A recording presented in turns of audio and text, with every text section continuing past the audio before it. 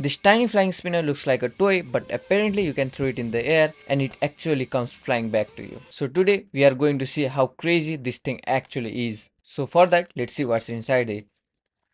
And inside the box here, as you can see, we can get the spinner and a user manual, charger, and a cone which will stick at the back of the spinner like this.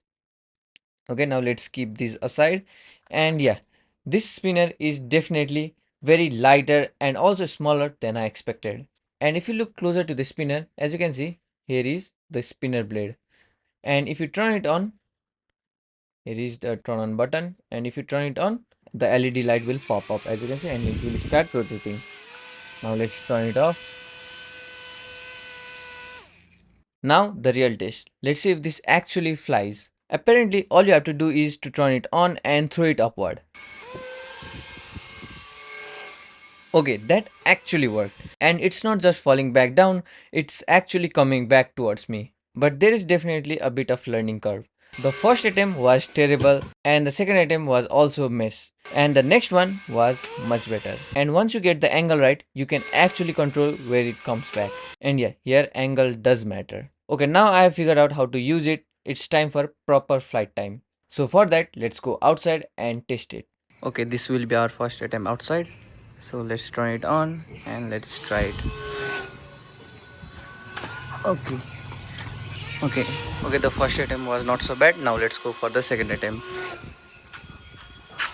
Okay, that was way too higher. Now let's tilt it a bit down and let's throw it again. Okay, it's a bit down. Now we'll go at the middle. Not so high, not so low. At the middle. Yeah, let's try it again.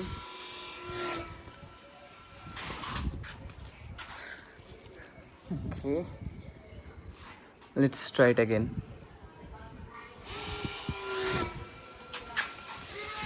Okay, it's a bit windy outside, so that's why it's hard.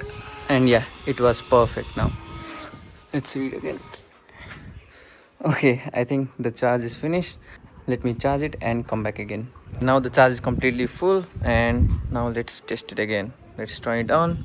Now let's give a final blow. And yes, like this. Now let's turn it off. Now let me be honest, flying is just only the half of the test, because if this thing can't survive few crashes, then it doesn't last so long. So now let's do some drop test as well. So first we are dropping it from here, like naturally, and obviously this will survive. Now what if we drop it from the first floor? So let's test it. And as you can see, we are here, and now I'm going to throw it. 3 2 1, let's go. Okay, now let's go down and let's see, does it work or not. Let's turn it on and let's see, does it fly or not. And as you can see, it's working completely fine. Now let's turn it off again, and now let's test it from there, way above there. Now let's throw it from here and let's see if it survives or not. So now let's go down and let's see. And as you can see here is the spinner. Now let's try it on and let's see if it will work or not. And as you can see, it's working completely fine, and it survived the drop test as well.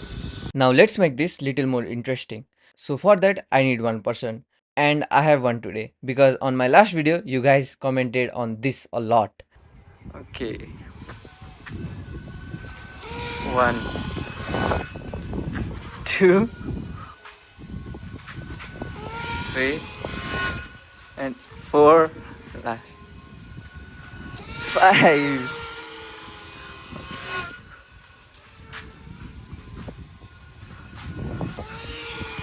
Okay, now let's test this thing at night. And honestly, this will be the coolest part. Once the light are turned off, those LED lights make it completely different. It actually looks like a little flying UFO.